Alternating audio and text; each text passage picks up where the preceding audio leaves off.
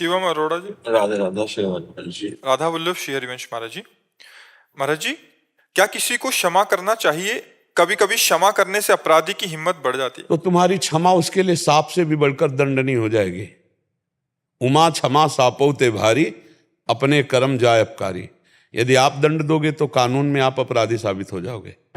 मतलब हमारा कहने का अर्थ ये है कि जैसे हमने किसी को क्षमा करा तो उसकी हिम्मत बढ़ती है। नहीं बढ़ेगी, उसकी हिम्मत बढ़ा के ऐसी जगह ले जाएगी कि इतनी ऊंचाई से गिराएगी कि हाथ पैर टूट जाएंगे, उसके किसी काम का नहीं रहेगा।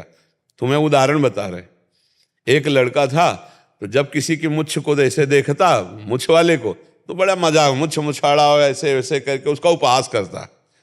एक बुद्धिमान आदमी था, बुलाया, 2 रुपया दिया। अब एक आर्मी का आदमी ऐसे जा रहा था, वो 2 रुपया पाए, बड़े उलग से फिर उसका मार थप्पड़, 3-4 थप्पड़ मार, दोबारा उस रोड में खड़े होकर ये मजाक करना बंद कर दिया। वो 2 रुपया जानते हो किस बात के लिए दिया था? इसी बात के लिए दिया, तेरा उत्साह बढ़े और तू ऐसा कुछ कर कि जीवन भर के लिए तेरा बोलना बंद हो जाए, क्योंकि मैं मारूंगा तो ठीक नहीं है।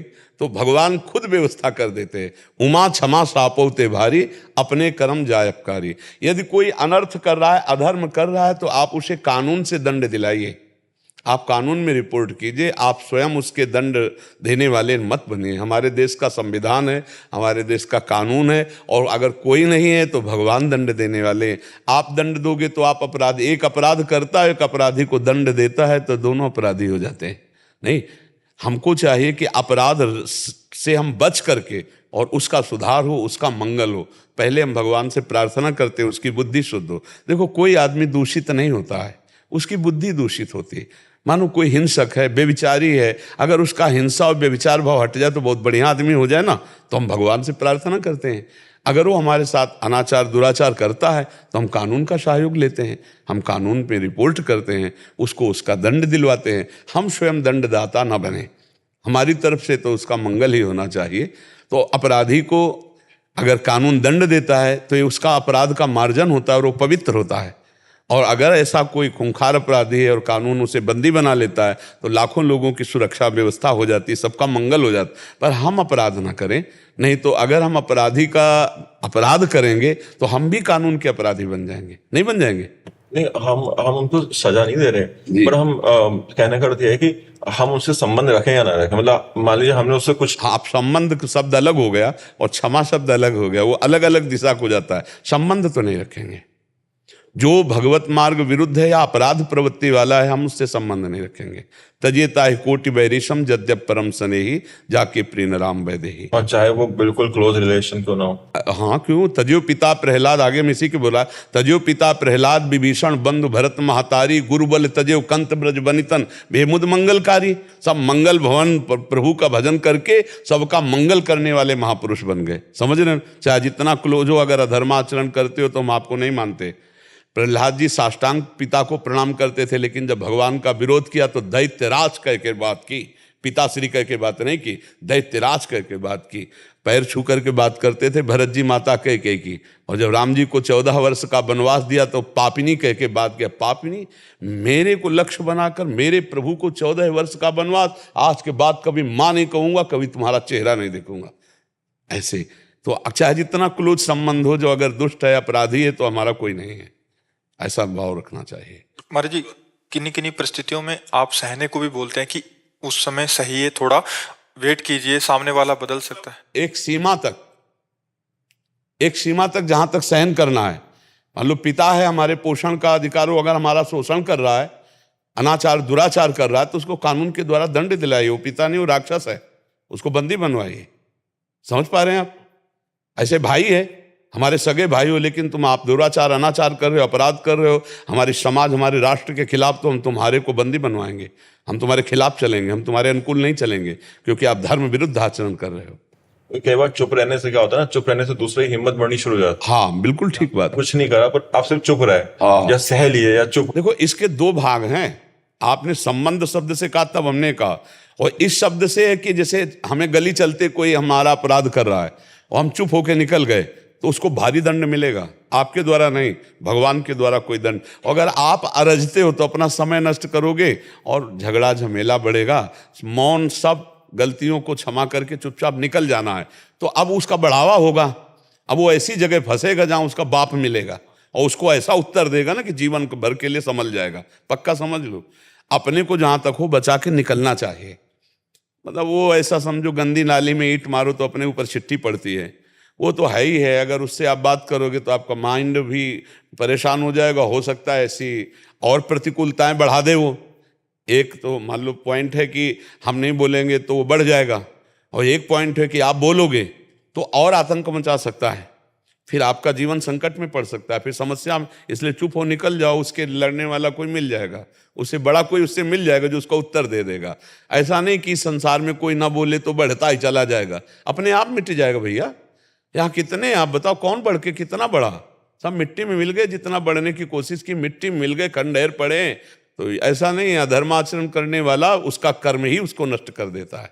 और क्यों, क्या पाप का घड़ा भी सबका अलग अलग साइज का होता है? नहीं, एक लिमिट होती है। एक लिमिट का मतलब होती है, जैसे आप छोटे मोटे पाप कर रहे हो और आपका पुण्य बहुत है, तो आपका पुण्य आपको बचाता रहेगा और वो पाप कर्म जमा होता रहेगा, तब तक आप खूब फलते फूलते रहोगे। और जिस दिन वो पुण्य कर्म नष्ट हुआ और ये पाप कर्म, वो पूर्व का पाप कर्म तो ब्लास्ट हो जाएगा, एकदम नष्ट हो, एकदम हर जगह गिरता गिरता गिरता एकदम नष्ट हो जाएगा। आप बड़ी ऊंचाई से देख लो दृष्टि डाल करके, तो उसमें थोड़ी कि इनका घड़ा 5 लीटर वाला है, उनका 10 लीटर तो उसमें सुकृत होते हैं। मान लो पूर्व में उसने पुण्य किया है, अब वो गलत मार्ग में चल दिया तो पुण्य उसका सहयोग करेंगे ना, गलत मार्ग में सहयोग करेंगे। वो गलत करते हुए भी बहुत सुखी और अच्छा दिखाई देगा, और जब तक उसका पुण्य चल रहा, जहां पुण्य खत्म हुआ तो बोले अब पाप का घड़ा भर गया, क्योंकि पाप ही पाप रह गए, अब तो दुर्गति भोगनी।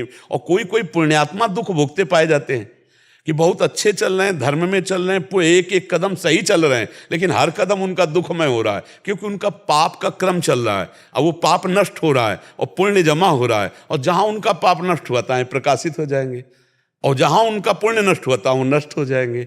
पाप कर्म करने वाला जैसे दुर्योधन थे, तो कितना बड़े, पूरा हस्तिनापुर इंद्रप्रस्थ सब अपने कब्जे में कर लिया। पांडवों को 12 वर्ष का वनवास, 1 वर्ष का अज्ञातवास, पर परिणाम क्या हुआ? काट के फेंक दिए गए। सिंहासन पर तो युधिष्ठिर जी बैठे ना।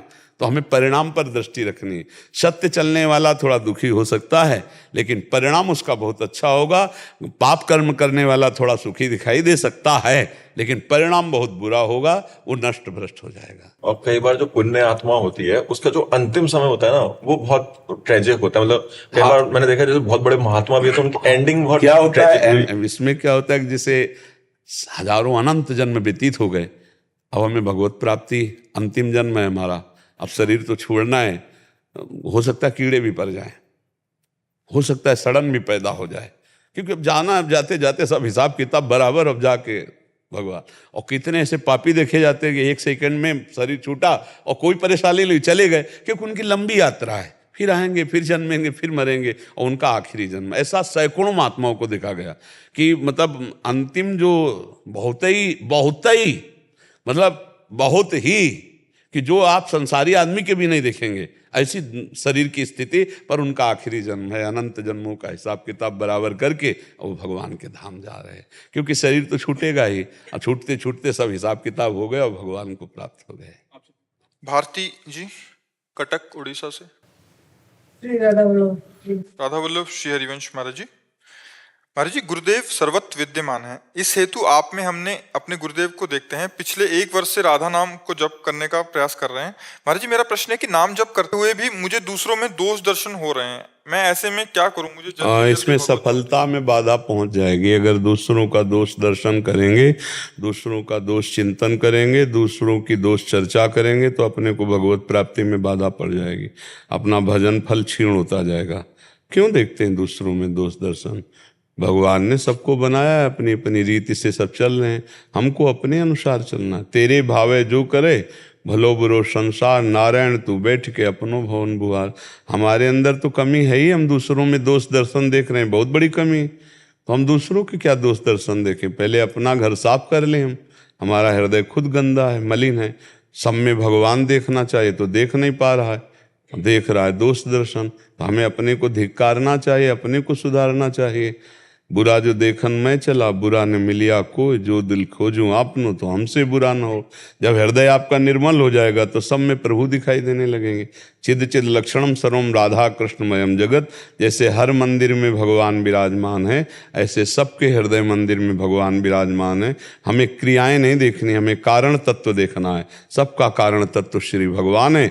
क्रियाएं किसी की सतोगुणी हो रही, किसी की रजोगुणी हो रही, किसी की तमोगुणी राक्षसी हो रही, अलग अलग क्रियाएं गुण धर्म के अनुसार। कोई पाप कर्म कर रहा है, कोई पुण्य कर्म कर रहा है, कोई पाप पुण्य मिश्रित कर्म कर रहा है। हम भजन कर रहे हैं, भगवान की कृपा है कि हमें भजन मार्ग में लगाया, उस पर भी कभी भगवान की कृपा होगी, अच्छे आचरण वाला बन जाएगा। हम किसी की निंदा क्यों करें, किसी का दोष दर्शन क्यों करें? यदि इसे नहीं रोकते तो पर निंदा किए ते आवत नहीं कछु हाथ, मूर्ख पर्वत पाप को ले चल अपने साथ।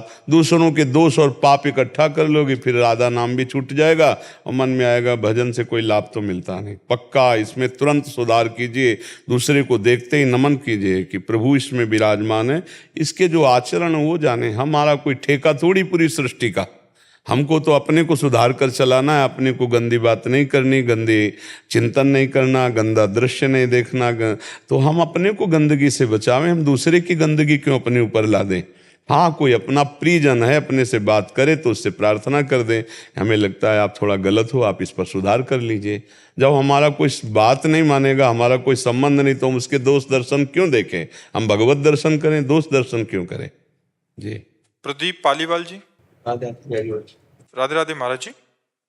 महाराज जी, मेरा प्रश्न है कि मानव अपने पूरे जीवन पाप कर्म करता है, जब उसकी मृत्यु होती है उसको नरक की कठोर यातनाएं भोगनी पड़ती है। उसके बाद 84 लाख योनियों में जन्म लेकर हर एक योनि में अनेक यातनाएं मिलती हैं, फिर भगवान कृपा करके मानव योनि देती है। महाराज जी, मेरा सवाल है कि मानव अपने कर्मों का हिसाब सभी योनियों में भुगत चुका है, तो फिर कभी आप न्यायालय विभाग में अगर देखा हो कि 20 साल की सजा और 50,000 का जुर्माना, सुना है कि नहीं सुना है? जो 20 साल कैद में रहेगा तो 50,000 का जुर्माना क्यों दिया जा रहा है? लेकिन दिया जाता है नहीं। तो हाँ, नरक भोग दंड, इसके बाद अन्य योनियों में थोड़ा थोड़ा उसका जो बचा हुआ पाप कर्म उसको भी भोगना पड़ता है। 10 मिनट में विचार करता है, आजीवन जेल भोगता है नहीं भोगता? 5 मिनट में कत्ल करता है, फांसी पे चढ़ता है नहीं चलता है? तो आप समझो एक क्रिया का फल ये, अपनी हजारों ऐसी क्रियाएं जिनको कोई नहीं जानता, और उनका दंड बड़ा भयंकर हो जाए अगर हम यही कानून जान जाए तो। फिर भगवान दंड देते हैं तो नर्क का भोग मिलता है, और जो जुर्माना होता है वो मनुष्य शरीर में आकर भोगना पड़ता है, या पशु पक्षी योनि में जाके भोगना पड़ता है। बचा हुआ जुर्माना, दंड तो पूरा वहाँ बोले 20 साल की कैद, 3 लाख रुपया जुर्माना, ऐसे नहीं रखा जाता।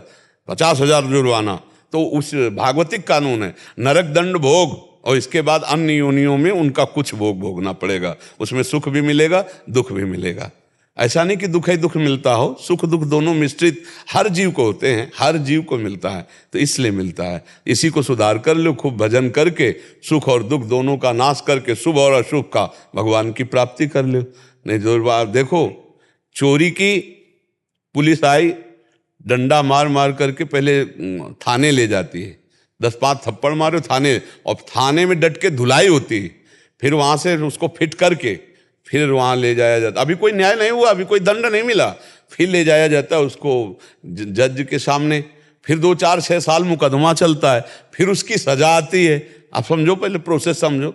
जब मारा पीटा और थाने में पीट दिया तो बस उतना ही काफ़ी हो जाना चाहिए, चोरी किया या कोई गलती की नहीं, उसका और आगे है। 2-4 साल तो लगते हैं मुकदमा लड़ने में, फिर इसके बाद उसको सजा होती है, पूरा जीवन बर्बाद हो जाता है। तो आप सोचो, एक क्रिया का इतना दंड, हम लोगों से कितने पाप होते हैं, बड़े बड़े पाप हो रहे हैं, कोई समझ ही नहीं पा रहा। भ्रूण हत्या, गर्भपात नहीं हो रहे, बड़े बड़े भयानक पाप हो रहे हैं जिनको पाप ही नहीं समझा जा रहा। मदिरा पान करना, मांस खाना, व्यभिचार करना, ये सब पाप नहीं है क्या? तो फिर अब ये सब जब इकट्ठा होगा तो फिर इसका कुछ भोग होगा, कुछ जुर्माना होगा। तो ये जो अन्य योनियों में भटकना होता है, जुर्माना भोग तो नरक में मिलेगा पक्का। अब जैसे कहते कहाँ जेल है, कहाँ नरक है, तो जब अपराध करोगे, पकड़े जाओगे, तब पता चलेगा। वो एक आए थे जेलर साहब, जहाँ तुम बैठे हो यहीं बैठे थे, वो कह रहे थे ऐसे कैदी हैं कि चिल्ला चिल्ला के रो के कहते हैं कि बस एक बार गलती हो गई, अब किसी तरह बच जाऊं तो दोबारा जिंदगी में नहीं करूंगा, पर महाराज ना मैं बचा सकता हूं उनको, ना वो बच सकते हैं, अब आजीवन कारावास। अब वो चिल्ला चिल्ला के रोते हैं, क्योंकि ना परिवार से मिलना, ना दोस्त से मिलना, ना मनमानी कुछ कर सकते हो। कितना कष्टमय जीवन है। अब पूरा जिंदगी नरक की व्यतीत करो दीवाल के अंदर। तो भैया इसीलिए पाप कर्म से डरना चाहिए, भगवान का भजन करके बुद्धि शुद्ध करके यहाँ बड़ी सफाई से निकल जाओ मनुष्य शरीर में, तो बढ़िया मंगल हो जाएगा। नाम जप करो, नाम जप से बहुत जल्दी लाभ मिलता है, पाप भी नष्ट होते हैं और बुद्धि भी शुद्ध होती है, और कोई पैसा भी नहीं लगता, और इसमें कोई पवित्रता का भी नहीं। जैसे भी हो, राधा राधा राधा राधा राधा, तुम्हारा मंगल ही होगा। समझ पा रहे हो? अरे नाम रोज जप करते हैं। हाँ, खूब करो, और कोई नशा वशा मत करो, इधर उधर की चीजें मत खाओ। कोई नशा। हाँ, बढ़िया मंगल रहेगा, खूब नाम जप करो। ठीक। जी, नाथ द्वारा से प्रसाद लेके आए थे। प्रसाद का पहले सम्मान करें। जय श्री कृष्ण महाराज।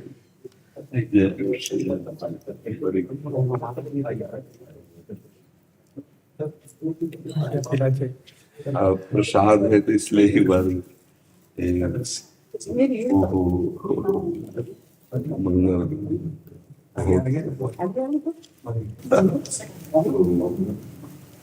श्री बाबा की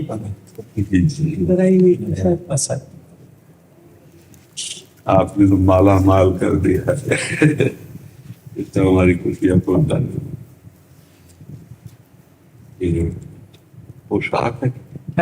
उसी तरह ही अच्छा,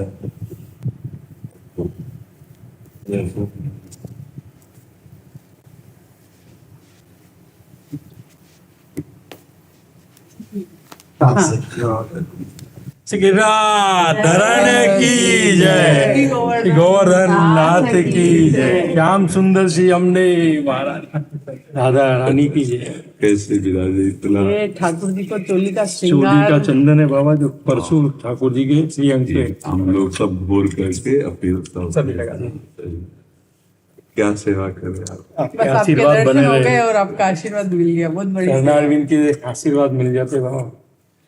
तो शादी का मना किया सबको चुनरी श्री जी की और दुपट्टा अपनी श्री जी का। ये हमारी खुशियां हुई। आप कैसे बैठे जब तक ये जाएंगे लिए आप ही विराजे बाबा, विराजा।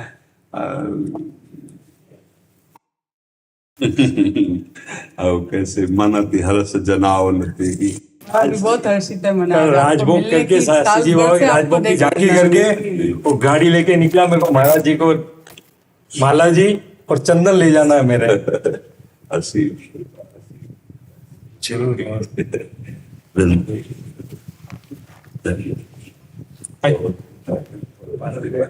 ठाकुर जी की कृपा हुई, आपके दर्शन हो गए। मैं कल सोच के निकला राजभोग की झांकी करके, मैं सीधी बाबा को नमन की। मैं ठाकुर जी मैं जा रहा हूँ आपकी सेवा लेके, प्रभु के दर्शन हो गए। बहुत निहाल कर दिया।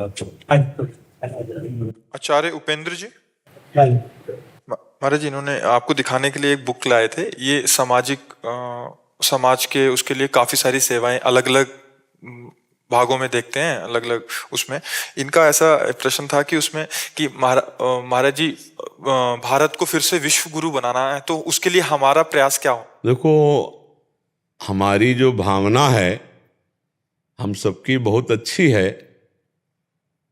प्रत्येक व्यक्ति की जब तक बुद्धि शुद्ध नहीं होगी तो विश्व गुरु का बोर्ड लगाने से कोई लाभ मिल जाएगा। हम कह रहे हैं, हम पूरा अंतरराष्ट्रीय समुदाय कहते भारत विश्व गुरु है। हमारे भारत में ये girlfriend, boyfriend, live in relation, मदिरापान, मांस खाना, व्यभिचार, हम स्पष्ट आपसे पूछ रहे, हमारी नौ समाज, हमारे नए बच्चे जो हमारे भारत के आगे चलकर भविष्य हैं, वो girlfriend, boyfriend, live in relation, मदिरापान, व्यभिचार, ड्रग्स और नशे में फंस रहे हैं। तो क्या हम सब मिल करके जगत गुरु का बोर्ड विश्व का लगा दें, विश्व गुरु का बोर्ड? तो इससे क्या होगा? भीतर तो पोल है, ऊपर बोर्ड लगाने से काम चलेगा? हमको जन जन मानस पटल पर अपने भागवत धर्म को स्थापित करना होगा। हमको व्यसन से, व्यभिचार से अपनी समाज को मुक्त करना होगा। जब ये मुक्त हो जाएगी ना, तो बोर्ड लगाओ या ना लगाओ, अपने आप विश्व गुरु भारत है। आज तक कहीं भी जीवन मुक्तता की चर्चा है तो किसी भारत के ब्रह्म ऋषि के द्वारा बीज बोया गया है। आज तक कहीं भगवत प्राप्ति की चर्चा है विश्व में तो भारत के किसी ब्रह्म ऋषि का बीज बोया हुआ है। नहीं तो नर्क स्वर्ग से आगे कोई चर्चा ही नहीं। ग्रंथ उठा के देख लो।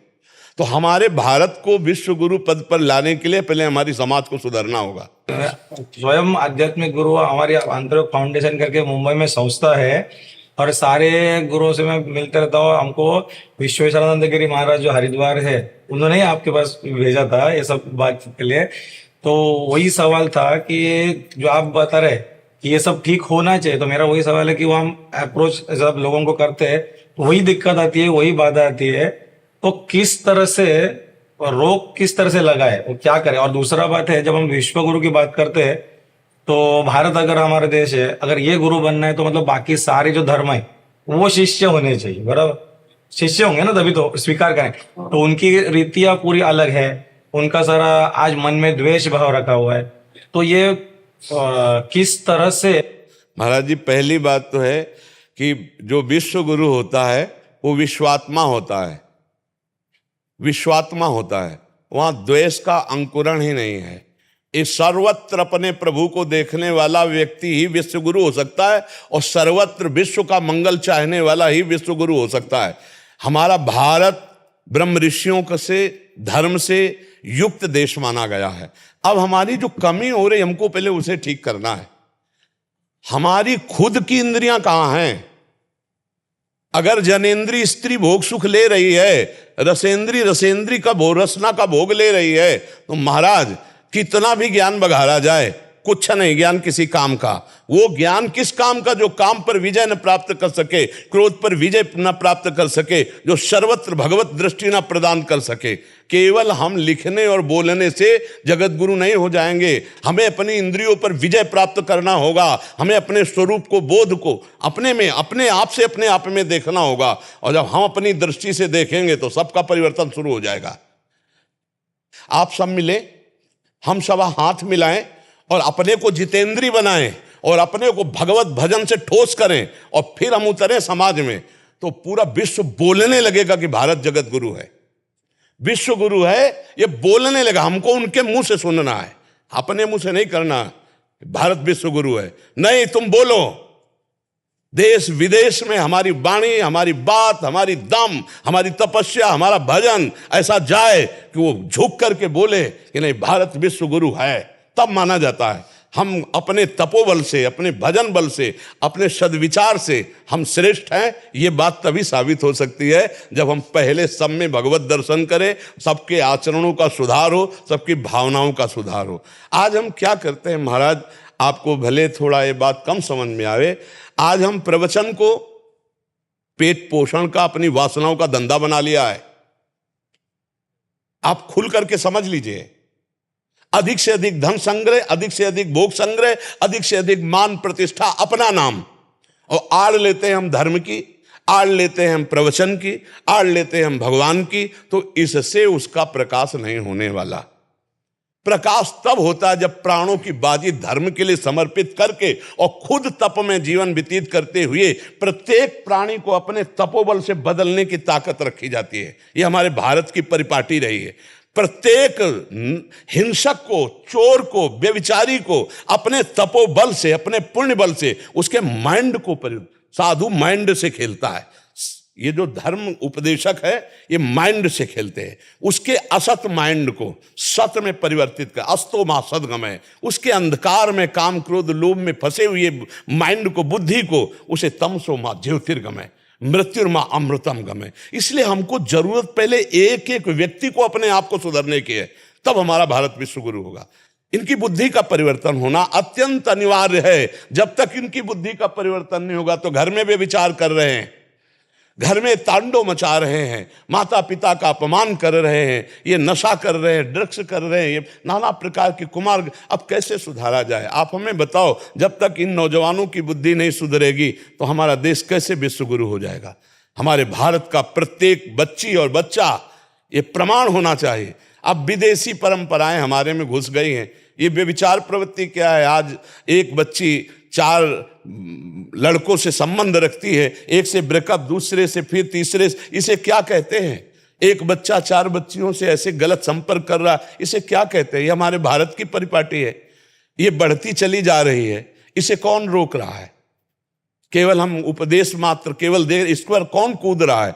अगर हम बार बार चिल्ला चिल्ला के कह रहे हैं तो कुछ मान रहे हैं। आप सब लोग तो जाते हो, हम तो असमर्थ हैं, शरीर अस्वस्थ है और हमारा क्षेत्र संन्यास है, आप तो भ्रमण करते हो। इस पर दृष्टि डालिए। हमारे जैसे आपने कहा कि यहाँ परिवर्तन आता, हर गुरु के पास जितने लोग आ रहे वहाँ परिवर्तन तो अपने अपने अंश से हो ही रहा है। मैं बोल रहा हूँ कि अधिकतर जो समाज है वो उनको कैसे यहाँ लेके आए, एक, और दूसरा आपको जाना होगा। इसीलिए हम कह रहे हैं हम असमर्थ हैं। पहला शब्द बोले कि हम जा नहीं पा रहे, हमारी वाणी जरूर पहुंच रही जहां जहां पहुंच रही है, लेकिन आप लोग तो जा सकते हैं ना। आप एक समुदाय हैं, आप एक संगोष्ठी हैं, आप जाइए, बड़ी बड़ी सभाएं कीजिए और उन सभाओं में अपने वचनों का प्रकाश दिखा करके हमारी भूली हुई जनता को आप संभालिए, हमारे नौजवानों को संभालिए। यही हमारी प्रार्थना है। सब उपदेष्टाओं, जितने भी उपदेष्टा हैं, धर्म गुरु हैं, जो भी हमारे भारत के विभूतियां हैं, उनको हम हाथ जोड़कर यही प्रार्थना करते हैं, आप लोग समाज में जाइए। हम तो असमर्थ हैं, एक तो किडनी फेल है, दूसरा हमारा क्षेत्र संन्यास है, हम वृंदावन से बाहर नहीं, हमारी ललक है।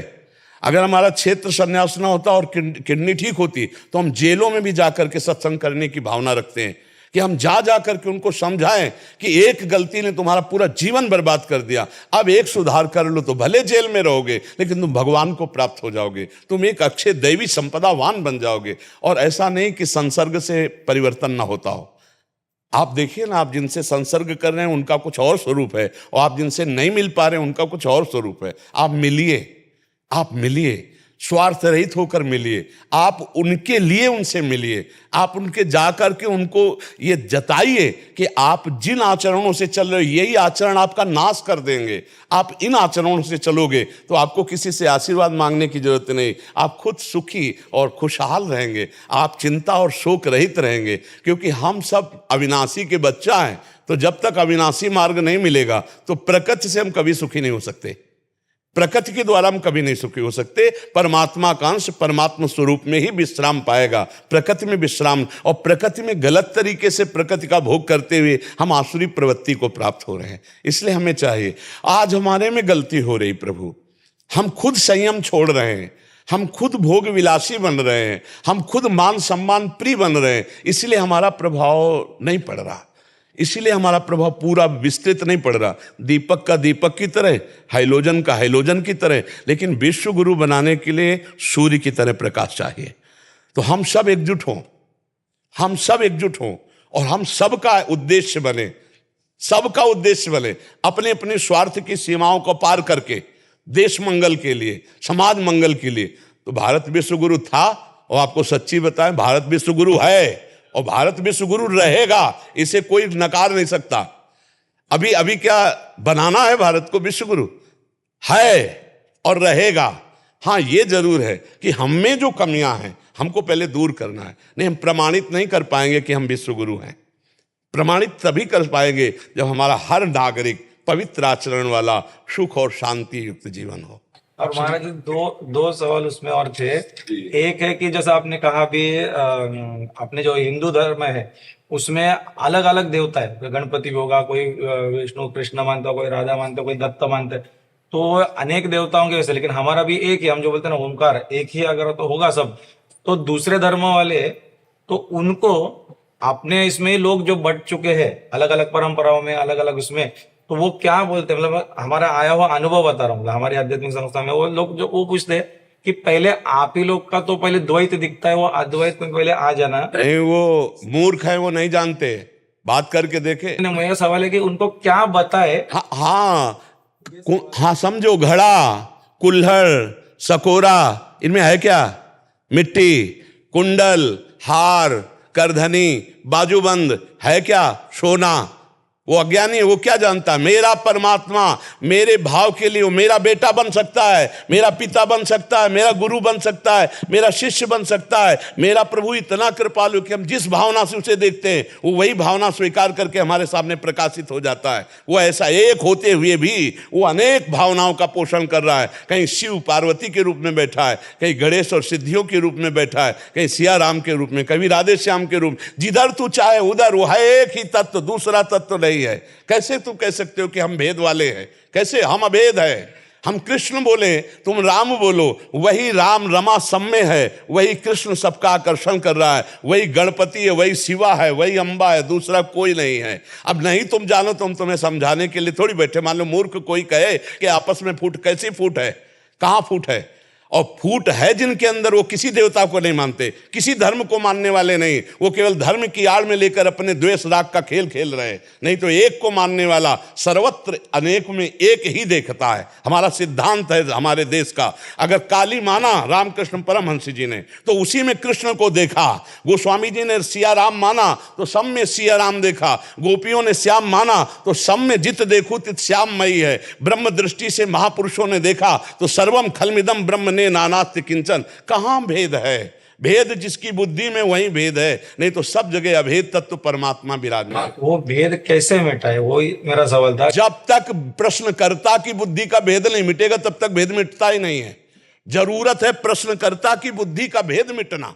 वो अभेद हो गया तो एक ही तत्व है, वही राधा है, वही कृष्ण है, वही अंबा है, वही शिव है, वही गणेश है ही नहीं कोई दूसरा। अरे वही चराचर जगत में है, ये तो भगवत स्वरूप है। वही चला मत्ता परतरम नान्यत किंचिदस्ति धनंजय, मेरे सिवा हे धनंजय किंचन मात्र कुछ नहीं है। बस अब उस मेरे को आप क्या लेते हो? माँ लेते हो, पिता लेते हो, भाई लेते हो, बंधु लेते हो, जो भाव करो।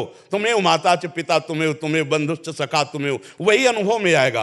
प्रश्नकर्ता की बुद्धि जहां भी प्रश्न हो रहा उसकी बुद्धि अभेद होगी तो अभेद दिखाई देगा, और भेद होगा तो अभेद में भी वो भेद देख लेगा। और अगर अभेद है तो भेद में भी वो अभेद देख रहा है। चराचर जगत में एक ही परमात्मा तत्व है, चाहे वो स्त्री हो, चाहे पुरुष हो, चाहे पापी हो, चाहे पुण्यात्मा हो। फिर ये गणेश, गौरी, अंबा और नाना प्रकार के भगवत स्वरूप वो तो है ही एक। जिसकी बुद्धि में भेद बैठ गया है वो भेदी है, और जो अभेद है वो अभेद तत्व देख रहा है। कहाँ भेद है हमें बता दो, कौन सा तत्व दूसरा है? आप बताइए कौन सा तत्व दूसरा है? एक ही है। बस अगर आप स्वीकार करते हैं कि हमारे हिंदुओं में ये दोष है तो फिर दूसरा तो थप्पड़ मार ही देगा हमारे। दोष करके नहीं, उनको उनकी मान्य। अरे उनका मुंह बंद करने के लिए हमारे पास ज्ञान है ना, हमारे पास ज्ञान है उनका मुंह बंद करने के लिए। अरे हम स्त्री पुरुष विद्या विनय संपन्ने ब्राह्मणे गविहस्तनी सुनी चोय सुपाके चा पंडिता समदर्शिना। तू समदर्शी दृष्टि लगा, चश्मा लगा, जो हम चश्मा बता रहे हो चश्मा लगा, फिर देख एक ही रंग दिखाई देगा। लाली मेरे लाल की जित देखूं तित लाल, और लाली देखन मैं चली तो मैं भी हो गई लाल। दूसरा कोई है ही नहीं, दूसरा कोई है ही नहीं। और जो दूसरा है तो फिर प्रश्नकर्ता के दिमाग में जब दूसरा है तो हम बैठा नहीं सकते, और जब दूसरा वो हटाना चाहे तो दूसरा कोई है ही नहीं। चूहे में भी वही है और गणेश में भी वही है, समझ रहे ना? गणेश की सवारी चूहा, चूहे में भी वही है, जो गणेश में भी वही है। वही गणेश है, वही चूहा है, दूसरा नहीं है। तत्व को जानने वाला दूसरा नहीं देखता, और जो दूसरा देखता है वो तत्व ज्ञानी नहीं है, और उसकी बात विचारनी और माननी नहीं है। कैसी बात ऐसे हो सकता है? ऐसे कैसे हो सकता है? आप बोलिए। नहीं, इसका समाधान इसलिए हम चाहते हैं कि आपको, मान लो आपने बताया कि आप समाज में, इसलिए हम समाधान चाहते हैं कि आप गरजो। हम तो नहीं गरज पा रहे हैं क्योंकि हमारी इतनी क्षमता नहीं कि हम सब जगह जाएं। आप जाइए, नौजवान शरीर है, आप गरजिए और ऐसे मुंह को बंद कीजिए। जो ये कह रहे हैं हिंदुओं के बहुत से देवता हैं, अरे हमारी दृष्टि में तो आओ। हम तो सुअर कुत्ता में भी भगवान को देखते हैं।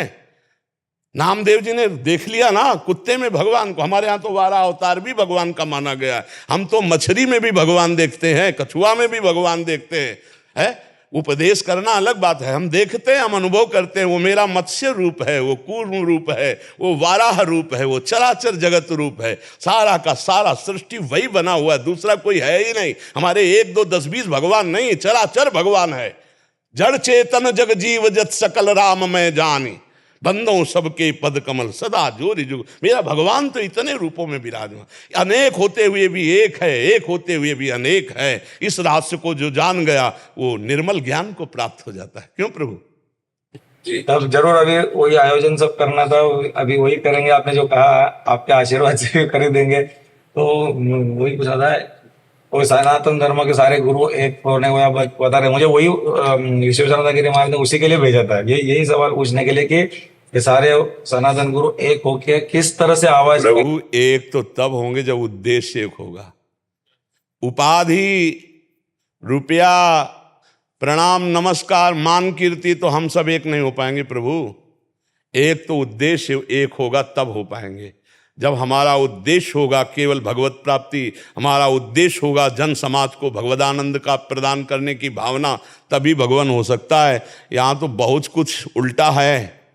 सामने पोस्टर कुछ और है, पीछे कुछ और है। पोस्टर बैनर के नीचे पीछे कुछ और है। पर्दे के सामने कुछ, वीडियो के सामने रूप कुछ और होता है और वीडियो के पीछे कुछ रूप और होता है। ऐसे जगत गुरु नहीं होता, ऐसे विश्व गुरु नहीं बनता। प्रभु हमारी बात पर चिंतन करना, भगवान को साक्षी करके हमारी बात पर चिंतन करना कि वीडियो के सामने कुछ रूप और होता है अपने लोगों का और वीडियो के पीछे कुछ और होता है। ऐसे विश्व गुरु नहीं बनता। जिसका एकांत और समाज एक होता है, जिसकी वाणी और आचरण एक होता है, जिसका उद्देश्य एक होता है, वो घर बैठे पूरे विश्व का परिवर्तन कर देगा।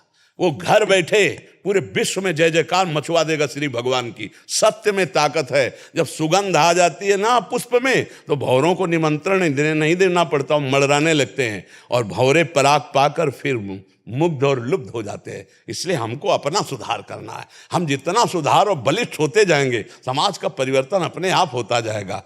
जग का कल्याण स्वयं होगा। पहले कल्याण अपना कर लें, मन इंद्रिय बुद्धि चित्त अहंकार इनको। तो अब प्रभु क्या हो गया है कि थोड़ा सा समझना हमारी बात को।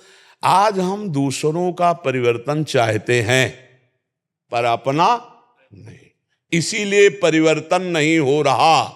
हम अपना परिवर्तन चाहें, अपने को जलाए, फिर दूसरों का चाहे तो अपने आप परिवर्तन हो जाएगा।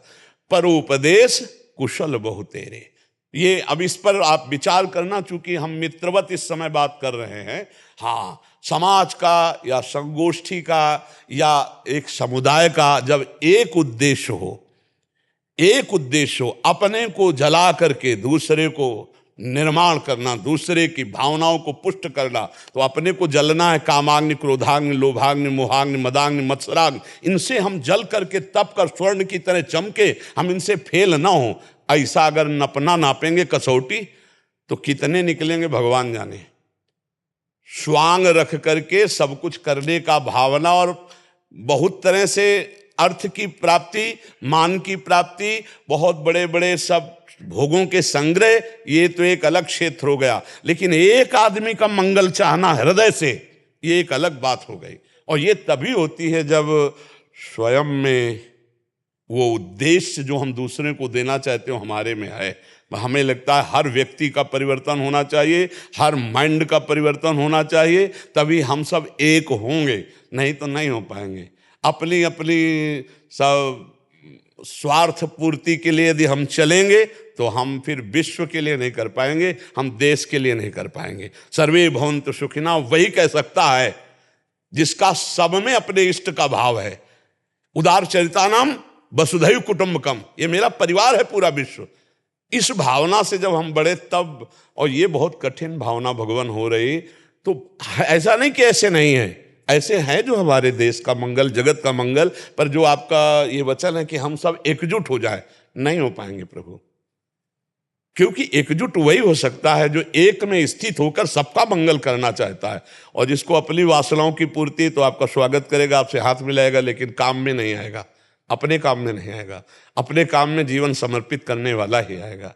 मेरी जैसी भावना है शास्त्र के अनुसार, सदगुरुओं के अनुसार, कि जो भगवत जीवन है वही जगत मंगल कर सकता है। जो स्वार्थी जीवन है वो कितना भी बड़े पद में हो, कोई भी स्वांग रखे हो, जगत मंगल नहीं कर सकता। जगत मंगल नहीं कर सकता, ये पक्की बात है। सातरत्य सातरत्य सा लोकांतार्यति मम भक्ति युक्तो भोलम पुनातु। पहले अपने अंदर जैसे बम फूटता है ना, विध्वंस कर देता है, ऐसे भजन का इतना बल एकत्रित करे, जिधर देखो, जिधर बोलो, जिधर छू लो, जिधर निकल जाओ, उधर मंगल ही मंगल होता चला जाए। भजन खूब भगवान का स्मरण कीजिए, भगवान का बल हृदय में धारण कीजिए, और कोई आपसे जुड़े ना जुड़े, आप अकेले इतने बलवान बनिए कि चले चलो कदम बढ़ाते हुए, और हमारे देश का मंगल हो, हमारी प्रजा जो हमारी समाज है ये सुखी दिमाग से हो जाए। शरीर और धन से ले, हम कह रहे दिमाग से स्वस्थ हो जाए, सबका दिमाग निर्मल हो जाए, सबका मन निर्मल हो जाए। नंद किशोर शास्त्री जी गंगानगर से। महाराज जी आपके चरणों में कोटि कोटि प्रणाम। महाराज जी एक बार आपने एकांतिक में विवाह आदि शुभ कार्यों में शराब आदि पर ब्राह्मणों का व समाज का समाधान किया था। इसके लिए हजारों ब्राह्मणों ने फोन से आपको धन्यवाद प्रकट किया है।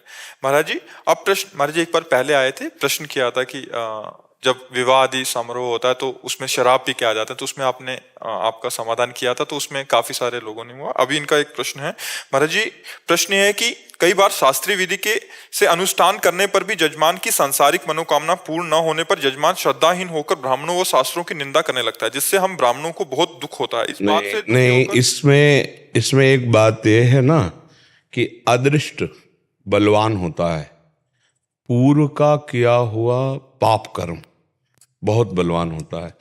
तो अदृष्ट से अधिक यदि अनुष्ठान होगा तो अदृष्ट को परास्त करके फल की उत्पत्ति कर देगा, और अगर अदृष्ट बलवान हुआ और अनुष्ठान उससे कम है तो अदृष्ट फल में विपत्ति पैदा कर देगा, फल में विपरीत स्थिति पैदा कर देगा। इसीलिए उपासक को चाहिए कि कर्म के फल में सुख दुखे समय कृत्वा, भगवान श्री कृष्णचंद्र जी कह रहे लाभा लाभो जया जयो, जय और पराजय में, लाभ और हानि में, सुख और दुख में समान भाव रखे। यदि फल चाहिए ही तो उसे पुनः पुनः अनुष्ठान कराना चाहिए, जिससे अदृष्ट का नाश हो जाए। एक बार विद्यारण्य नाम के बहुत बड़े सन्यासी महापुरुष हुए हैं, वो बहुत बड़े प्रकांड ज्ञाता, ब्रह्म तत्व के, वेदांतों का अद्भुत भाष्य करने वाले महापुरुष। पहले वो जब गरीब ब्राह्मण के घर जन्म हुआ उनका, तो अव्यवस्था खान पान तक की थी। तो जब यज्ञोपवीत संस्कार हुआ तो उन्होंने गायत्री अनुष्ठान किया। इससे सबको उदाहरण मिलेगा। गायत्री अनुष्ठान 24 लाख गायत्री का एक पुरस्चरण होता है। एक पुरस्चरण किया, फिर दूसरा पुरस्चरण किया, कोई लाभ नहीं। तीसरा पुरस्चरण किया, कोई लाभ नहीं। 23 पुरस्चरण किए 24 लाख गायत्री के। क्योंकि माता पिता बहुत धर्मनिष्ठ और भगवत प्रिय थे, इसलिए उनकी अश्रद्धा गायत्री पे तो नहीं हुई, अनुष्ठान पे अनुष्ठान करते गए। पुरस्चरण पर माता पिता पधार गए, कुछ धन की 1 रुपए की प्राप्ति नहीं हुई, ऊब करके सन्यास ले लिया, और जे ही सन्यास लिया ते ही माता गायत्री स्वयं प्रकट हो गए। तो उन्होंने कहा कि माता जी 23 पुरस्चरण किए, आपने कोई संकेत नहीं किया। तो उनका तुम्हारे 24 महापराध थे, महापाप। 23 पुरस्चरण से वो खत्म हो गए। अगर 24वां पुरस्चरण वहीं कर लेते तो मैं प्रकट हो जाती। सन्यास ले लिया तो वो सन्यास के कारण वो एक अपराध और नष्ट हो गया। अब तुम बोलो तो देवराज इंद्र का पद तुम्हें दे सकते, जो चाहो। उनका माता अब तो हम सन्यास ले लिए, माता पिता के लिए धन संपत्ति की आवश्यकता थी, अब तो हमें ज्ञान दीजिए जिससे हम अपने स्वरूप का बोध प्राप्त। बड़े सुंदर सुंदर भाष्य उन्होंने लिखे हुए हैं। विद्यारण्य नाम के बड़े सन्यासी हुए हैं, आदि गुरु भगवान शंकराचार्य के कृपा पात्र हुए। तो हम ये कहना चाहते हैं कि हमारे पाप यदि प्रबल हैं तो ब्राह्मण के द्वारा किया हुआ अनुष्ठान सम्यक फल प्रदान नहीं कर पाएगा। यदि अदृष्ट से ज्यादा हो, अदृष्ट के बल से ज्यादा अनुष्ठान बलवान हो, तो अदृष्ट को रोककर फल की उत्पत्ति कर देगा, पर फिर भी वो बाधा पहुंचाने की कोशिश करेगा। अदृष्ट माने दैव, दैव माने प्रारब्ध। वो ये बात समझते नहीं है ना जी। हाँ, तो अब अज्ञानी जीव हैं तो उनके समझने ना समझने से परिणाम में कोई अंतर तो होगा नहीं। आप करो पापाचरण और फिर इसके बाद अनुष्ठान के द्वारा मंगल चाहो, तो उस कोटि का अनुष्ठान हो कि आपके पहले पापों को भस्म कर दे, तब वो फल को प्रकट करेगा। ये तो बहुत अच्छे होते हैं जी। जी, तो न शराब पीते हैं, न मांस मीट खाते हैं। हम केवल इतना कहना चाहते हैं कि फल में अगर उसका सुकृत है और अनुष्ठान दोनों सही है, मंत्रवेत्ता, भाव और सुकृत तीनों मिल गए तो फल निश्चित प्रकट हो जाएगा। और यदि मंत्र में त्रुटि है, अनुष्ठान के यजमान की भावना में त्रुटि है, उसके पूर्व पाप है, तो किसी भी तरह से अनुष्ठान का फल प्रकट नहीं हो सकता। और अगर मंत्र शुद्ध है, उसके भाव शुद्ध है और अदृष्टा शुद्ध है, तो फल में वो विघ्न पैदा कर देगा। मंत्र शुद्ध है, भाव शुद्ध है और पूर्व अदृष्ट भी अनुकूल है, मतलब शुभ कर्म का फल प्राप्त होने वाला है, वो फौरन फटाफट हो जाएगा। पक्का मंत्रों आया जी। ब्राह्मणों का भी नुकसान हो रहा है। हाँ, ब्राह्मणों का नुकसान क्या, अश्रद्धा। आप समझो, सबसे बड़ी बात है कि ब्राह्मणों के ब्राह्मणत्व पर, उनके वैदिक मंत्रों पर, उनके अनुष्ठानों पर अश्रद्धा, ये सबसे बड़ा नुकसान है। और स्वयं नुकसान कर रहे हैं जी ब्राह्मण। कैसा? वो कह रहे हैं कि इस बात से दुखी होकर ब्राह्मणों ने पांडिताई कर्म छोड़कर अन्य कार्य करने लग गए हैं, जिससे वो ब्राह्मण संध्या विहीन, गायत्री विहीन हो गए हैं। उन सबको देखकर मन में बहुत दुख होता है। हाँ, तो ये उनकी मूर्खता है कि वो साथी ऐसे रहे। हाँ, ये उनकी मूर्खता है कि वो अपने वैदिक सिद्धांत पर अटल ना रह करके धन प्राप्ति का केवल मुख्य साधन समझा। ऐसा क्या तुम्हें दैवी शक्ति पर भरोसा नहीं? क्योंकि वो यजमानों से अपमानित होना पड़ता है जी कि आपने अनुष्ठान किया, हमें फायदा नहीं हुआ। हाँ, तो इसमें तुम यजमान क्या पलट कर उत्तर नहीं दे सकते? क्या यजमान तुम निष्पाप हो? क्या तुमने पूर्व में पाप नहीं किए हैं? कितना बड़ा अनुष्ठान तुमने करा दिया, कितना बड़ा दान दिया, ऐसे ऐसे पाप करते हो, गर्भ हत्या, भ्रूण हत्या, व्यभिचार, नाना प्रकार के पापों का तुम पहाड़ इकट्ठा किए हो। ये छोटे मोटे अनुष्ठानों से हो जाएगा? तुम भजन नहीं करोगे, सतमार्ग में नहीं चलोगे, छोटे मोटे अनुष्ठानों से तुम्हारा लाभ प्राप्त हो जाएगा। ब्राह्मण को गाली देने से क्या होगा? और सर्वनाश हो जाएगा। और अपमान करने से क्या होगा? सुकृतों का नाश हो जाएगा। तो अब ये देखो, एक तो ये है कि हम खुद संभले, हमारे पैर खुद जगमगा रहे हैं, अर्थ की प्रधानता हो गई, मंत्र का अनुष्ठान, त्रिकाल संध्या, वैदिक सिद्धांतों के अनुसार चलना, ये ब्राह्मणत्व खो रहे हैं। ब्राह्मणत्व कोई बाजार में मिलने वाली चीज नहीं है। और देखो, धर्म व्यवस्था कलयुग चौपट कर रहा है, आप स्पष्ट देख रहे हो, चौपट कर रहा है। तो इसलिए आप लोग जो विज्ञ जन है वो तो संभाले रहो, जो भटके हुए हैं वो तो छोड़ ही देंगे, वो तो चले जाएंगे ही। उनका तो अर्थ प्रधान विषय है, उनको न ब्राह्मणत्व से मतलब है, न धर्म से मतलब, इसीलिए छोड़ दिया। नहीं तो छोड़ने वाला विषय है, किसी के अपमान करने से हम छोड़ देंगे अपना मार्ग। अच्छे विद्वान रहे, पढ़े लिखे, और वो छोड़ दिए तो वैसे उसे विद्वता नहीं कहते, उसे विद्वता, उदर भरण का केवल अगर व्यवहार माना गया तो उसे ज्ञान नहीं कहते, उसे विद्वान नहीं कहते। ये केवल उदर भरण के लिए है क्या? क्या पांडित्य केवल उदर भरण के लिए है? क्या ब्राह्मणत्व केवल धंधा है हमारा उदर पोषण का? क्या हमारे पूर्व क्या ब्रह्म ऋषि ऐसे हुए हैं, ऐसे हुए? अरे आप देख लीजिए, अपने प्राणों को न्यौछावर कर दिया, तभी तो बड़े बड़े राजा महाराजा खड़ा होकर के उनका सम्मान करते थे, आदर करते थे। अपनी महिमा को समझो यार, चाहे फटा कपड़ा पहने हो, भूखे हो, लेकिन महिमा को तो समझो। अगर महिमा को नहीं समझोगे, रुपया पैसे तो चापलूसी करना पड़ेगा, माया की गुलामी करना पड़ेगा, विकारों की।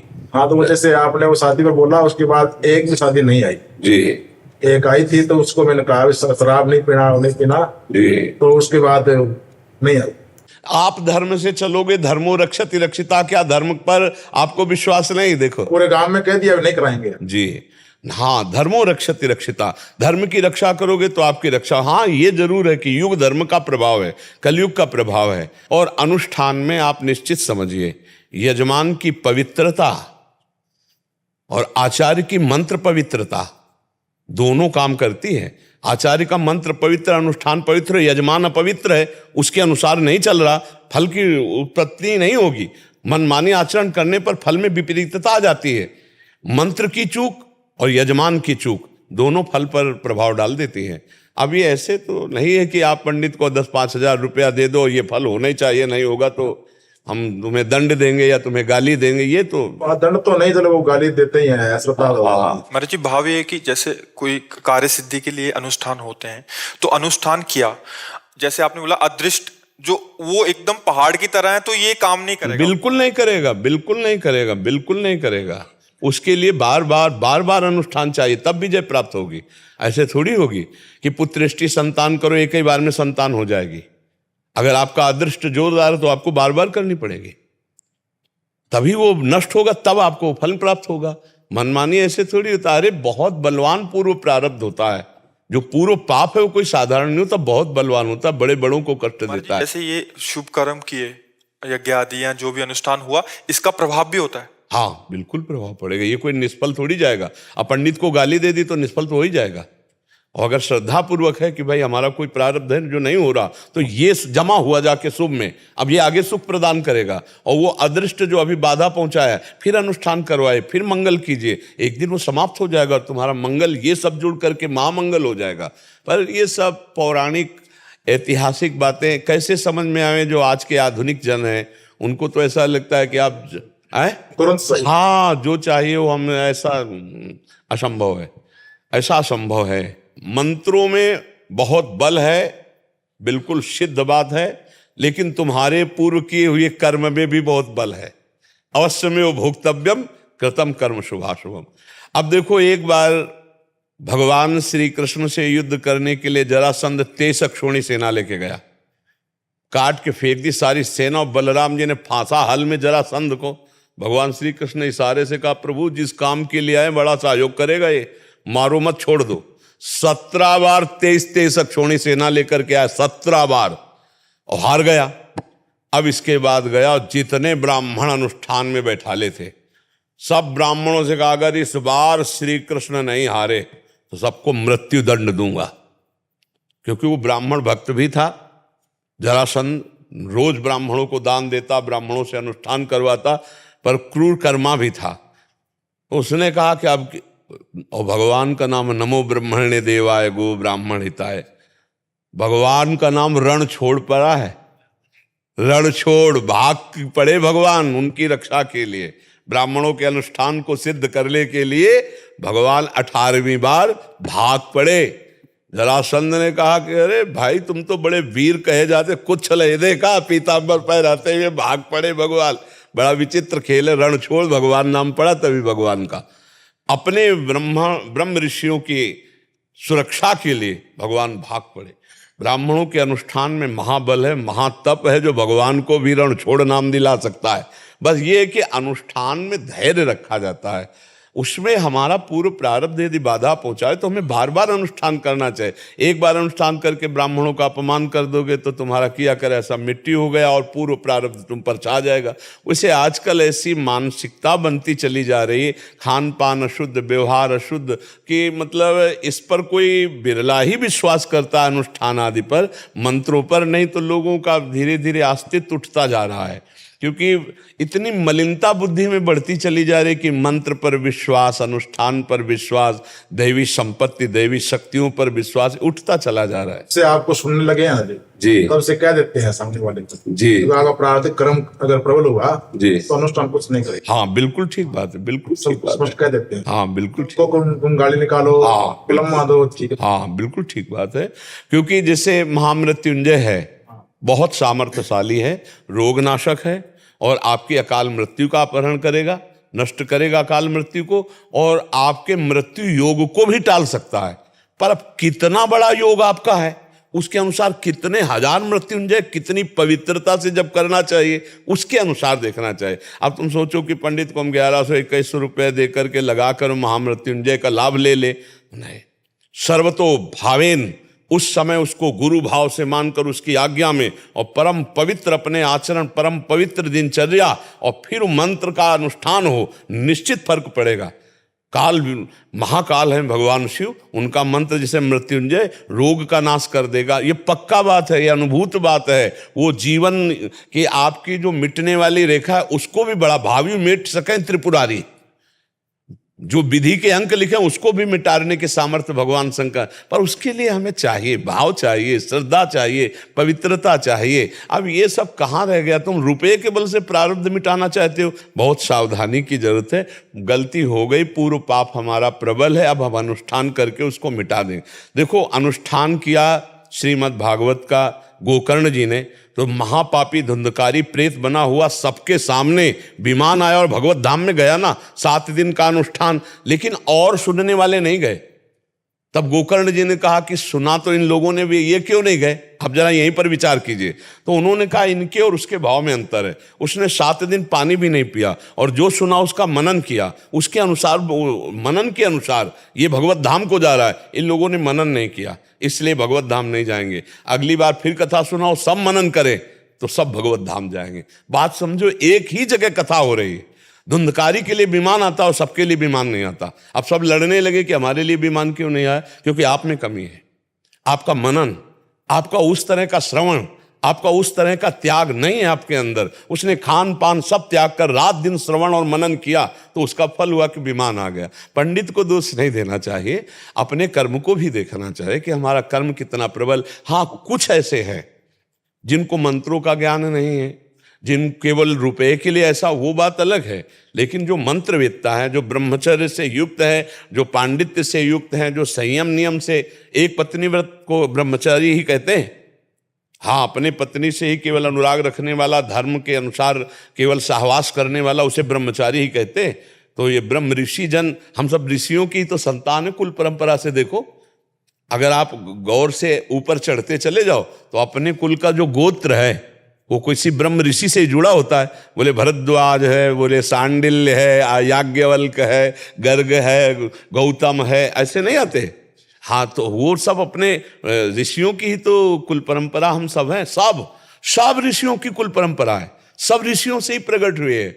तो इसलिए सावधानी से श्रद्धा को पुष्ट करें, ना कि श्रद्धा का नाश करें। अनुष्ठानों में पावर होता है, पर हमारा प्रारब्ध भी जोर का होता है, और वो प्रारब्ध जब रंग दिखाता है तो अनुष्ठान फेल हो जाता है। और जब प्रारब्ध कम होता है, अनुष्ठान रंग दिखाता है, तो तत्काल पूर्ण होते हुए नजर आता है। पर ये व्यर्थ नहीं जाएगा, ये आगे चलकर आपके काम आएगा यदि अश्रद्धा नहीं करोगे तो। और अश्रद्धा कर लोगे तो वर्तमान में ही वो क्षीण हो जाएगा। अश्रद्धा करने से अनुष्ठान क्षीण हो जाता है। मंत्र पे अश्रद्धा, आचार्य पे अश्रद्धा, अनुष्ठान पे अश्रद्धा, तो उसका फल क्षीण हो जाएगा। इसीलिए हमें लगता है कि श्रद्धावान ही वस्तु को प्राप्त कर पाता है। हम बार बार अनुष्ठान करें, अपने पापों पर विजय प्राप्त करें, तीर्थों में जाकर अनुष्ठान करें। अगर कई तरह से अनुष्ठान की पद्धतियां होती हैं, चयन किया जाता है। किसी भगवत धाम में अनुष्ठान करवाएं, मान लो पंडित को अधिक अर्थ की व्यवस्था करें कि आपका वास करवाएंगे, आपको भोजन देंगे, आपको इतना अर्थ देंगे, चलो आप अमुक प्रयागराज तीर्थ चलो, आप काशी चलो, आप वृंदावन चलो, वहाँ ये अनुष्ठान करो, तो विशेष कई गुना बढ़कर लाभ मिलता है।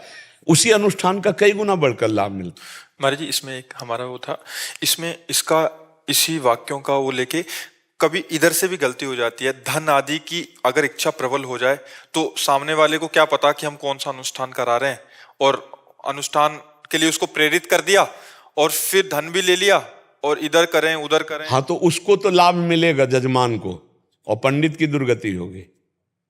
ये भी बात समझो।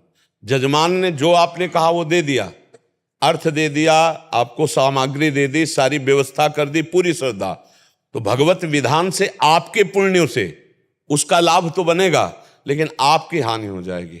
अगर आप अनुष्ठान में गड़बड़ी करते हैं तो आपकी हानि हो जाएगी, पक्का हो जाएगी, और उसको लाभ हो जाएगा। उसके लाभ नहीं रुकेगा, क्योंकि आपके सुकृत जितने जमा हैं उससे उसका काम जाए। उसने तो पेमेंट दे दिया, उसने तो श्रद्धा प्रकट की, उसने भाव किया आपको। इसीलिए ब्राह्मण का तो कर्म ही है यज्ञ करना, यज्ञ कराना, अध्ययन करना, अध्ययन कराना, दान लेना, दान देना, सत्कर्म तो है ही। लेकिन अपने कर्म में चूक कर दे तो अति मंदा। अनुष्ठान के लिए हमने पूरा संकल्प ले लिया और पूरा संकल्प ना किया, क्योंकि पुरोहित जो है वो ही पूरा अनुष्ठान का विषय जानता, जजमान तो जानता नहीं। अब तुम जो चाहो, जैसा 4 पन्ना पलट दो, 8 पलट दो, वो थोड़ी जानता है, वो तो हाथ जोड़े बैठा है। अब आप जो कर रहे हैं उसका फल आपको मिलेगा, वो जिस भाव से कर रहा था उसका फल उसके पास पहुंच जाएगा। तो पंडित जी के सुकृतों से जाएगा। हाँ, पंडित जी के सुकृत उस जजमान के कार्य की पूर्ति करेंगे, पंडित जी का पतन हो जाएगा। ये तो घाटा है महाराज। हाँ बिल्कुल, इसीलिए तो दोनों को बहुत होश में रहना चाहिए। हमने प्रत्यक्ष देखी हुई बात कह रहे हैं। एक पंडित थे कानपुर में, वो आए और 10-12 ब्राह्मण और साथ ले, तो मृत्युंजय का अनुष्ठान था, और जब वो लौट करके आए तो बहुत सोना रुपया बहुत चीज़ें मिली, और 2-4 दिन में ही बीमारी शुरू हुई उनकी, और ऐसी बीमारी हुई कि शौच के साथ खून, उनकी हालत खराब हो गई। लद कर फिर आश्रम में आए, गुरु आश्रम में। तब पूछा कि क्या हो गया, तो बोले जिस दिन से अनुष्ठान करके आए उस दिन हमका त्रुटि कर दी। मृत्युंजय जप का उसने सब कुछ आपको दिया भेंट, लेकिन आपने जप में त्रुटि कर दी।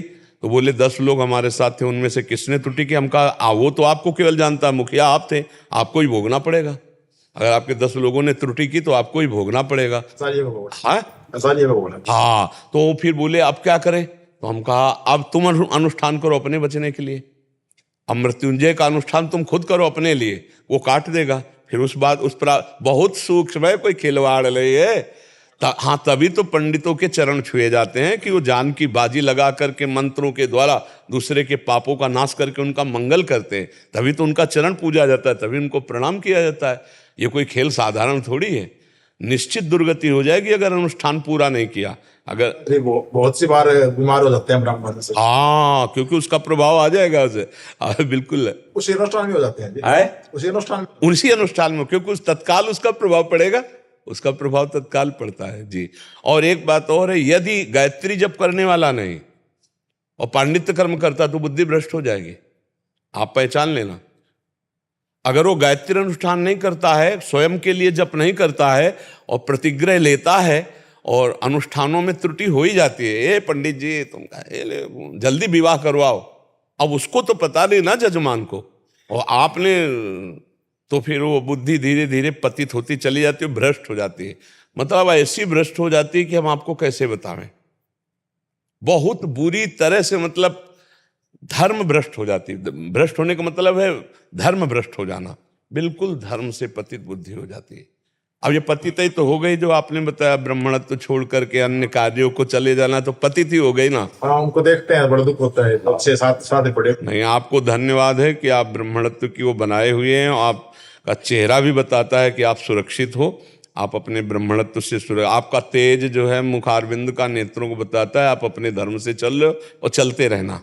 किसी भी परिस्थिति में नमक रोटी खा के गुजारा करना, अनुष्ठान जो लेना कोई देखे न देखे, भरपूर अनुष्ठान करना जो शास्त्रीय पद्धति से है। दक्षिणा कम मिले चलेगा, अनुष्ठान में कमी ना हो, तो भगवान आपका मंगल करते रहेंगे। जजमान का मंगल भगवान देखते हैं, तो वो भगवान आपका मंगल करेंगे, क्योंकि आप ईमानदारी से लगे हुए हो और बेईमानी ना करें। बेईमानी होता मंत्र की चोरी करना, पाठ की चोरी कर लेना, क्योंकि जजमान को तो ज्ञान नहीं होता क्या है सांगोपांग अनुष्ठान, आपको ज्ञान है, आप उसको चोरी कर लेंगे तो आपकी हानि हो जाएगी। आप ऐसे चलिए और ब्राह्मणों को सद्भावनाएं पुष्ट कीजिए उनकी, कि अपने धर्म में रहें और हमारे समाज का कल्याण करें, मंत्रों के द्वारा, कोशिश कर रहे हैं। हाँ, अनुष्ठानों के द्वारा। और आप व्रत भी रहा करिए।